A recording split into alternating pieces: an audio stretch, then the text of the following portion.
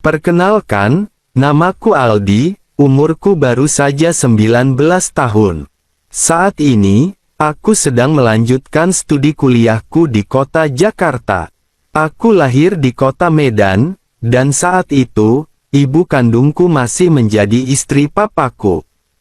Papa kandungku berasal dari latar belakang yang cukup berada, dengan bisnis toko-toko elektronik yang lumayan terkenal di kota itu.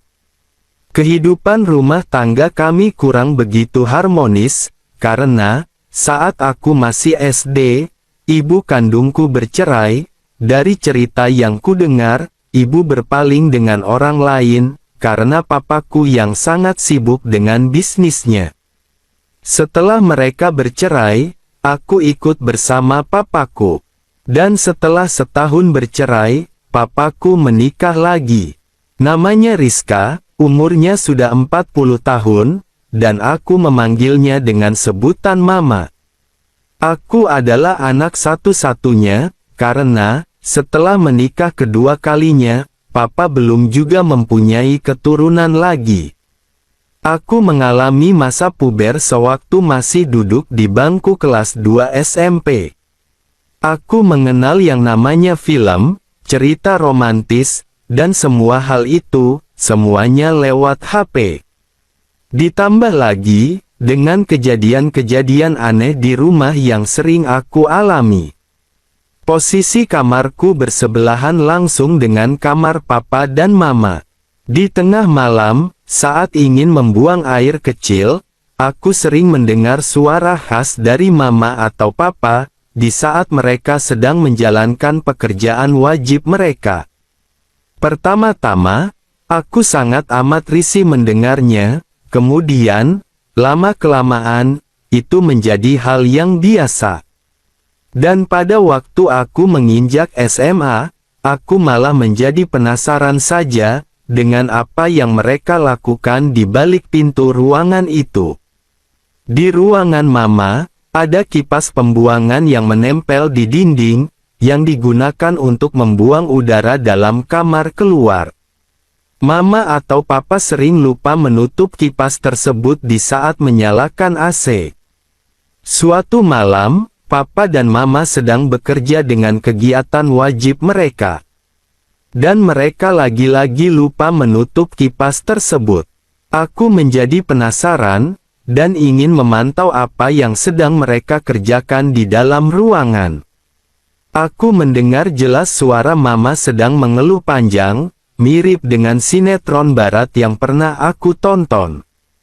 Akhirnya, aku memberanikan diri untuk melihat. Aku tarik sebuah kursi dengan pelan-pelan, kemudian, aku taruh pas di bawah kipas itu. Dengan perlahan-lahan, aku naik ke kursi tersebut, dan mencoba melihat sedikit demi sedikit. Dan untunglah, situasi di luar kamar tampak gelap, hanya lampu di luar rumah saja yang masih menyala, sehingga, mereka tidak mungkin dapat melihat sosokku di balik kipas itu. Ruangan mama masih tampak remang-remang, hanya lampu kecil di samping tempat peristirahatan mereka yang sedang menyala, namun, masih tampak jelas seisi ruangan mereka. Kakiku seakan langsung tak terasa, saat melihat mama beristirahat di tempat peristirahatannya, dengan pintu suatu itu yang terbuka lebar, yang menyuruh papa untuk singgah. Aku hanya melihat belakang papa yang penuh dengan keringat, dan papa tampak asyik bergerak melakukan pekerjaan yang menguras emosi tersebut. Setelah beberapa menit kemudian, papa tiba-tiba berhenti bekerja, dan papa mulai membuka suara yang amat pelan, seperti memberikan suatu aba-aba. Mama hanya mengangguk saja, seperti mengerti apa yang akan terjadi dalam pekerjaan itu. Tak lama dari aba-aba papa, tiba-tiba, mereka berdua seperti kelelahan setelah bekerja, dan menghentikan semua pekerjaan itu. Dan kulihat, perahu yang dimiliki papa, masih berada pada pelabuhan itu. Beberapa detik berselang, Saat perahu itu keluar dari pelabuhan yang megah tersebut, kulihat, ada awan putih bergumpal yang muncul dari pelabuhan itu. Karena takut mereka tahu keberadaanku, aku cepat-cepat turun dan kabur dari sana. Biasanya, sehabis bekerja, paling tidak, salah satu dari mereka, pasti keluar dari ruangan itu. Paling sering, Mama yang keluar dulu dari ruangan, dan langsung ke kamar mandi. Malam itu, aku nggak bisa terlelap, apa yang kusaksikan itu masih terbayang-bayang di dalam otakku. Mama yang begitu anggun dan lembut, tampak berbeda di saat ia bekerja. Sejak saat itulah, sedikit demi sedikit tumbuh perasaan aneh padanya dariku. Aku suka sekali menginspirasikan Mama, aku tahu, bahwa ini sudah berbelok. Gejolakan itu semakin berapi-api, aku tidak lagi memantau pekerjaan mereka, karena, ada perasaan nggak cemburu pada diriku. Aku cukup memendam perasaan aneh ini lebih dari 3 tahun. Setelah tamat SMA, aku langsung memutuskan untuk kuliah di kota Jakarta. Aku berangkat ke sana sendirian, dan sempat tinggal di kos-kosan selama 3 bulan, kemudian aku memutuskan untuk tinggal di apartemen sendiri, dengan alasan kebebasan. Beberapa minggu setelah aku tinggal di apartemen, Mamaku memberi kabar, bahwa dia akan datang menjengukku, sekalian jalan-jalan di Jakarta. Rencana awal, Mama akan datang bersama Papa dan adik Mama. Namun, seperti biasanya, alasan sibuk, Papa selalu saja menjadi penghalang utama untuk tidak ikut dengan Mama. Aku jemput Mamaku di airport hari Minggu pagi. Betapa gembiranya aku, bisa bertemu Mamaku lagi setelah beberapa bulan berpisah. Setelah merangkul melepas kerinduan, kami kemudian naik Grab menuju apartemenku. Selama di perjalanan, kami banyak berbincang-bincang. Mama lebih banyak bertanya daripada aku, terutama, tentang bagaimana kehidupanku selama jauh dari orang tua. Tak lebih dari setengah jam, kami sampai di apartemenku. Kami langsung naik lift menuju kamar apartemenku. Kamar apartemenku hanya ada 1 kamar, dan karena aku baru beberapa minggu pindah di apartemen ini, aku belum banyak membeli perabotan rumah. Ruang tamuku hanya ada TV dan 1 sofa. Aldi, kamu kok jorok banget, apartemenmu berantakan sekali, ucap Mama sambil mencubit pipiku. Aku hanya tertawa saja. Sekarang, Mama mau kemana? Apa mau sarapan dulu? Tanyaku. Mama pengen istirahat dulu deh. Tadi Mama sudah sarapan di pesawat. Kalau kamu mau sarapan, biar Mama bikinin aja, tawar Mama. Nggak usah Ma, Aldi beli aja di depan. Nasi uduk sama mie ayamnya lumayan kok. Mama istirahat aja dulu, jawabku. Mama lalu mengangguk, dan aku pun berangkat membeli sarapan di depan apartemenku. Aku memutuskan untuk sarapan di tempat saja, daripada dibawa pulang. Setengah jam kemudian aku pulang ke apartemen. Setelah siap sarapan, aku kembali ke apartemenku, dan suasana hening. Kulihat, koper Mama sudah terbuka, aku bisa memastikan Mama sudah ganti pakaian.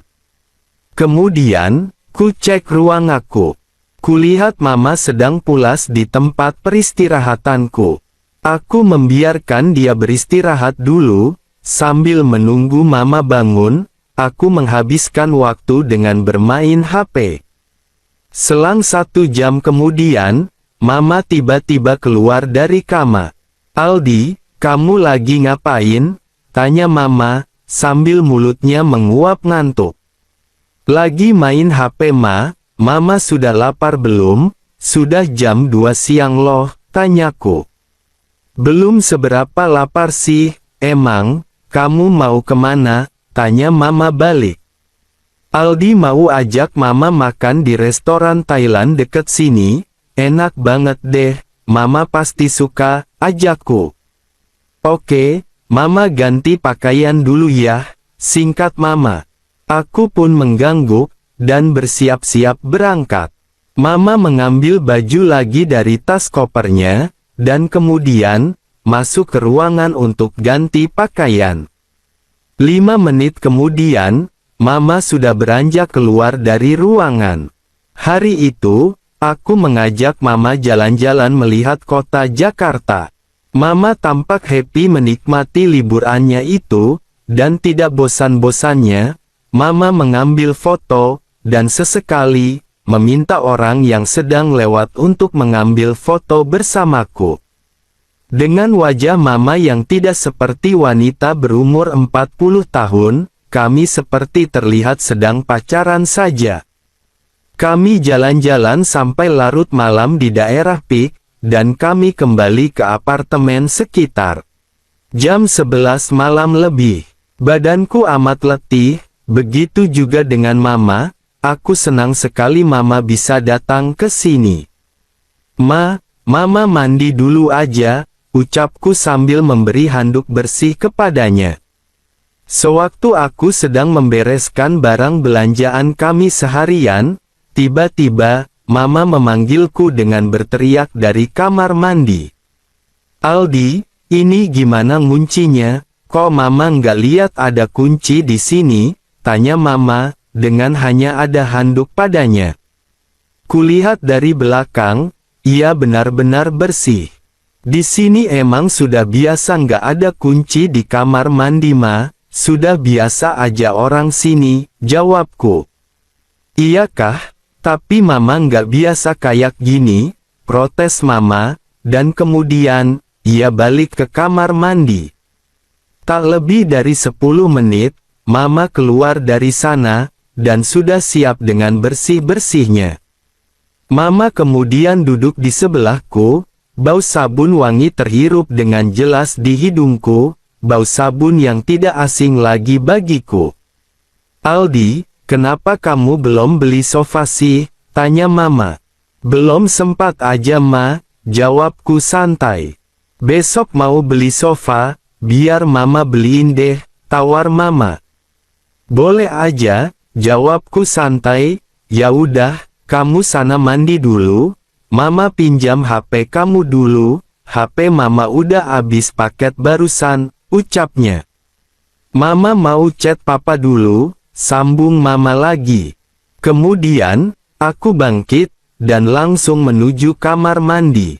Di dalam sana, benakku sempat timbul pikiran iseng. Aku berpikir, ingin memantau Mama bersih-bersih, mumpung tidak ada kunci.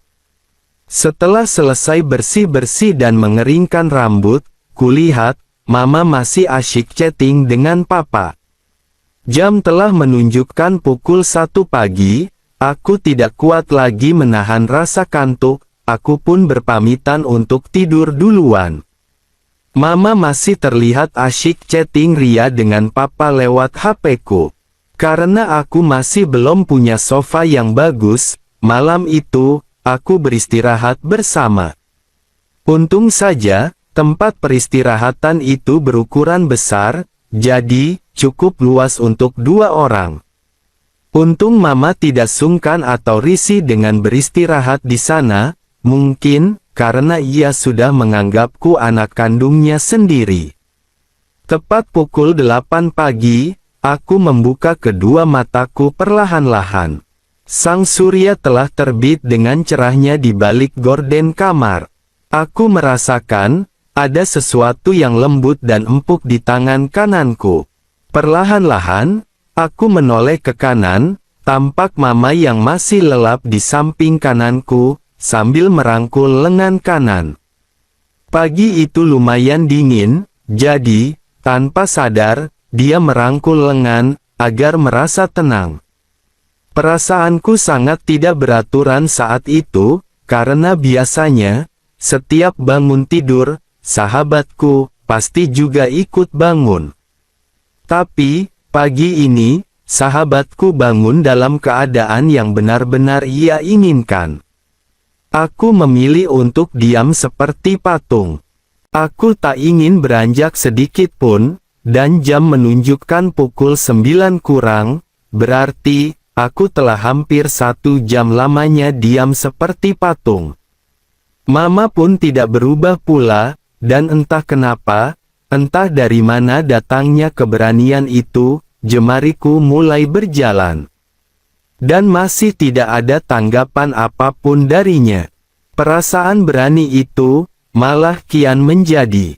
Kini, kesempatan untuk jalan-jalan semakin lebar, hingga sampai ke batas lokasi pertigaan, dan mulai masuk ke lokasi pertigaan jalan gang tersebut.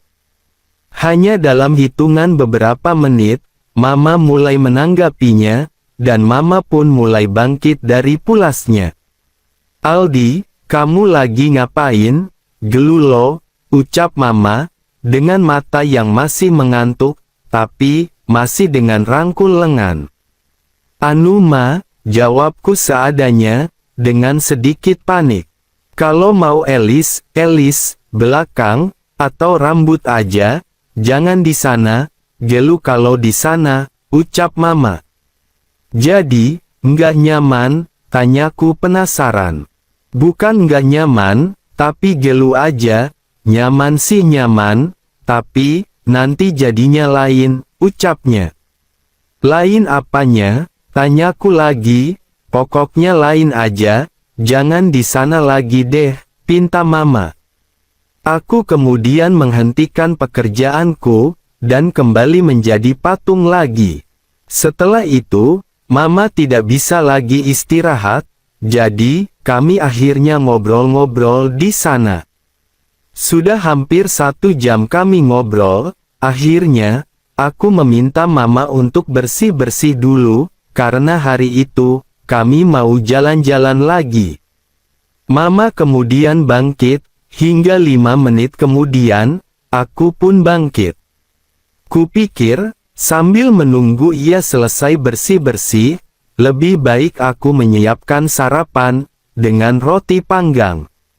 Namun, entah kesengajaan atau tidak, akal sehatku mulai berkelahi dengan akal tidak sehatku, saat aku hendak beranjak ke dapur. Akal sehatku menyuruhku untuk tidak melihat di balik pintu yang tidak tertutup rapat itu, dan segera langsung menuju ke dapur. Sedangkan akal tidak sehatku mengatakan, kalau hanya memantau sebentar, tidak ada ruginya. Dan alhasil, dari perkelahian akal sehat melawan kikal tak sehat itu, maka akal tak sehatlah yang menang. Kudorong perlahan-lahan pintu yang tidak tertutup rapat tersebut, posisi shower di kamar mandi tepat di samping pintu. Ruangan itu hanya terlapisi oleh kaca yang berkabut, sehingga dapat terlihat dengan samar siapapun yang ada di sana. Kubuka pintu tersebut sedikit, dan mata kananku perlahan-lahan mulai mengintai lewat celah pintu tersebut. Hanya sekilas saja, aku langsung menelan ludah, dan jantungku kembali berdegup kencang, antara takut dan gelisah menjadi satu, saat melihat dengan jelas, pemandangan panorama alam yang begitu menakjubkan itu. Takut apabila nanti ia tahu kehadiranku, napasku jadi tidak beraturan. Hampir 10 menit lamanya aku berdiri termangu di depan pintu, dan menyaksikan pemandangan panorama alam. Jantungku terus-menerus berdegup dengan hebatnya. Tiba-tiba, Mama memutar kran showernya, pertanda ia telah selesai bersih-bersih. Aku, dengan segera, lari-lari berjinjit-jinjit menuju dapur. Sesampainya di dapur, aku lupa apa tujuan awalku di dapur. Aku hanya membuka tutup lemari di dapur dan kulkas. Kemudian, mengambil makanan apa saja yang aku lihat. Tak lama kemudian, Mama beranjak keluar dengan santainya, menuju ke dapur. Tidak tampak di raut aneh di wajahnya, sikap Mama biasa-biasa saja, sambil berjalan mendekatiku. "Aldi, kamu mau bikin apa?" tanya Mama santai. "Oh, ini Ma, Aldi mau bikin sarapan dulu. Mama siap-siap aja dulu, kita keluar setengah jam lagi," jawabku. "Ya sudah, sini Mama yang bikinin. Kamu bersih-bersih dulu deh, biar nggak buang-buang waktu," ucap Mama. Saat aku tengah bersih-bersih, bayangan tadi tidak dapat dengan mudah lepas dari pikiranku. Aku dibikin pusing oleh pikiran ini, tetapi, di dalam hati kecilku berharap, agar hari-hari berikutnya, aku masih bisa melihat pemandangan panorama alam itu. Lagi, paling tidak, sekali atau dua kali, dengan harapan, Mama mungkin lupa menutup pintu tersebut. Hari itu, kami menghabiskan waktu berjalan-jalan di kota tua, dan sempat mampir ke toko furnitur untuk membeli sofa. Namun sayang sekali, sofa yang kami pilih tersebut masih harus menunggu sekitar 2 minggu untuk bisa diantar ke apartemen. Tak terasa, kami seharian keluar rumah. Sesampai di rumah pukul 8 malam, malam itu, kami membeli makanan untuk makan malam kami. Kami makan sambil ngobrol santai, kalau dengan Mama, ada saja yang bisa diobrolkan. Dia sepertinya banyak sekali bahan pembicaraan, dari cerita kehidupannya, kehidupan Papa, dan kehidupan teman-temannya, termasuk kehidupanku sewaktu masih kecil. 1 jam kemudian, suasana di dalam apartemen menjadi hening. Aku tidak mendengar suara gaduh dari ruanganku, yang aku dengar hanya kipas saja. Kulihat jam sudah lewat pukul 12 malam, aku berjalan pelan-pelan menuju ke kamar, kulihat, Mama sudah lelap dengan lampu yang masih menyala. Kumatikan lampu, dan kemudian, aku langsung beristirahat, dan cepat-cepat menarik selimut. Aku susah sekali untuk lelap, sudah 15 menit aku bolak-balik, otakku yang sebelumnya berpikiran jauh, sekarang menjadi lebih jauh.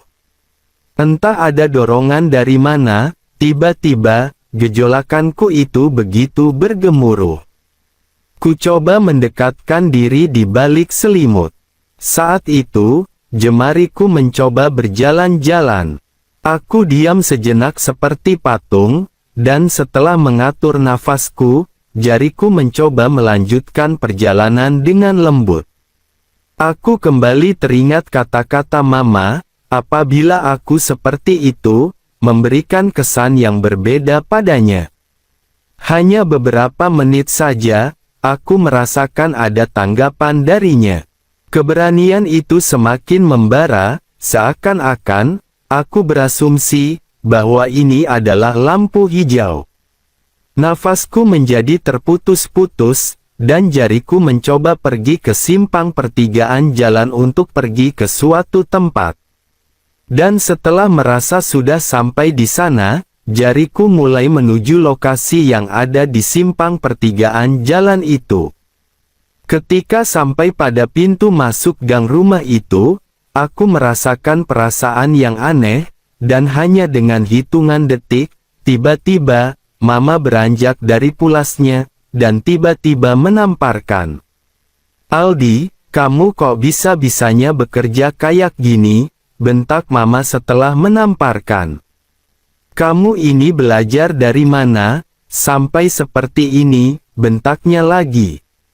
Aku tidak tahu harus bagaimana, aku tidak bisa melihat wajah Mama yang sedang marah, karena suasana kamar telah gelap.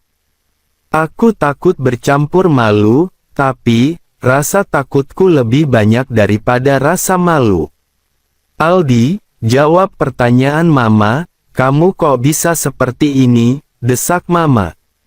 Aku mati kutu, benar-benar tidak tahu harus menjawab apa, karena memang, tidak ada yang mengajariku untuk berbuat pekerjaan seperti itu. Aku ingin menceritakan kepadanya, bahwa aku sering melihatnya bekerja wajib dengan papa. Kayaknya, sudah tidak mungkin, karena mungkin, itu akan membuatnya semakin marah. Anu ma, Aldi nggak tahu, jawabku dengan tertunduk. Kalau nggak tahu, kenapa kamu bisa kerja nekat seperti itu, tegas mama. Aku menyesal sekali, karena asumsiku ternyata salah total. Akhirnya, aku memilih untuk menyerah, dan ceritakan apa yang sedang aku alami sewaktu masih di rumah. Mama mendengarkan dengan seksama, aku bercerita tentang diriku yang aneh, dan kejadian-kejadian aneh yang aku alami ini. Yang mengherankan, justru setelah aku menceritakan semuanya ini, beban perasaan yang aku simpan bertahun-tahun ini langsung lenyap. Meskipun aku tahu, bahwa yang mendengarkan ceritaku ini adalah mam tiriku sendiri. Setelah ceritaku berakhir, mama hanya diam saja, tidak ada omelan, ocehan, atau bentakan darinya lagi. Tingkah mama seolah-olah mengerti, memaklumi, dan seolah-olah seperti menemukan jawaban yang dia nanti-nantikan. Mama kembali beristirahat, sambil membelakangiku. Suasana kembali hening, aku juga ikut istirahat. Mataku masih belum terpejam, dan sedang memandang ke atas langit-langit kamar yang gelap. Aku menghela nafas panjang, kecewa, malu, lega, dan takut menjadi satu. Mama juga tidak bisa istirahat dengan tenang, meskipun dia sedang membelakangiku, namun, dirinya tidak pernah diam. Aku tidak tahu apa yang sedang mama pikirkan, dan aku juga tidak berani bertanya apapun lagi. Aku memilih untuk diam dulu, dan tiba-tiba, mama berbalik. Dan tanpa aku duga, tiba-tiba, ia langsung mengambil sesuatu dariku, dengan gampang dan cepatnya. Perlu diketahui, bahwa aku sampai sekarang ini, tidak pernah menggunakan perlindungan dalam sewaktu tidur, karena alasan kenyamanan saja. Terus terang, aku kaget setengah mampus mati, dengan gelagat aneh mama saat itu. Aku tidak pernah menyangka sama sekali, apa yang sedang dia kerjakan saat itu. Dengan cepatnya, dia mengambil itu. Ma, seruku kaget setengah protes, kamu tenang aja, anggap ini hadiah, bisik mama. Aku kembali diam, dan membiarkan apa alur yang akan mama buat malam itu.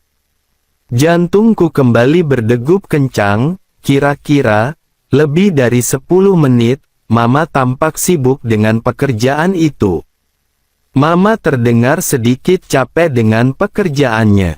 Tanpa berpikir panjang lagi, aku menampik tangannya, dan aku bangkit, lalu menyiapkan segala pekerjaan tersebut pada intinya. Aldi, mau apa kamu? Tanya mama heran. Aldi pengen bekerja ma, jawabku singkat. Aldi, ini mama, mana bisa pekerjaan begitu, ini nggak boleh, protes mama. Tapi, Aldi pengen banget lowongan pekerjaan itu ma, jawabku lagi, sambil berusaha membuang penghalang lokasi pertigaan. Yang membuatku semakin berani. Mama tidak berusaha menghalau pekerjaan itu. Saat aku hendak akan menelusuri jalan gang tersebut, tiba-tiba, kedua tangan mama menutup pintu rumahnya. Urut dulu dong, pintanya. Mungkin, ia masuk angin. Mendengar itu, aku menjadi sedikit kecewa, meskipun sebenarnya, lampu hijau sudah menyala. Akhirnya, aku mengalah, dan berusaha untuk bersabar dulu untuk bekerja. Dan ternyata, mama sangat menyukai urutan itu. Tak lama kemudian, dia bangkit, aku mengira, pekerjaan itu telah usai. Tapi, di luar dugaan, dia membuang perlindungan pintu terakhir, tanpa berucap satu kata pun. Aku dapat melihat di balik kegelapan, sungguh mempesona pemandangan panorama alam itu, kataku dalam hati. Aku kembali ke pekerjaanku semula, aku sekarang menjadi berani. Ku coba mengarahkan sesuatu di gang sempat jalan masuk rumah itu, dan berharap, aku bisa menemukan pintu masuk rumah tersebut. Mama tidak protes dengan pekerjaan itu, dan masih tetap diam. Ternyata, ia telah menyambut kedatanganku, dengan kondisi pintu yang telah terbuka. "Kok kamu masuk dalam rumah sih?" tanya Mama pura-pura protes. Aku memilih untuk berpura-pura tidak mendengarnya, dan melanjutkan pekerjaan itu lagi. Kemudian, ia membukakan pintu rumah itu, agar aku bisa masuk kembali. Aku pun bertanya, apakah nggak apa-apa jika aku menaruh hasil pekerjaanku di dalam rumah, dan Mama mengatakan, jika tidak ada masalah. Aku juga meminta maaf kepadanya, karena aku hilaf, dan tidak mampu menahan ambisiku untuk mendapatkan lowongan pekerjaan itu. Namun Mama mengatakan, jika jangan pernah dipikirkan lagi, karena dia mengerti, kalau aku sedang menuju masa-masa seperti itu. Tapi, dia sempat bercanda, dengan mengatakan kepadaku, bukan karena alasan usia yang harus disalahkan, sehingga harus meminta lowongan kerja pada mamanya sendiri. Namun, singkat cerita saja, selama menghabiskan liburannya di sini, aku selalu saja memiliki akal, yang mampu mendorong hatinya untuk aku mendapatkan suatu lowongan pekerjaan itu lagi. Dan setelah beberapa lama ia di Jakarta, ia akhirnya pulang, yang membuatku merasakan kerinduan yang mendalam. Aku ingin sekali cepat-cepat pulang, agar aku bisa melepaskan kerinduan yang mendalam itu. Inilah kisahku, yang memang sangat tidak masuk akal. Aku berharap, kisah ini hanya ada padaku, dan aku berharap, kisah ini hanya sebagai hiburan.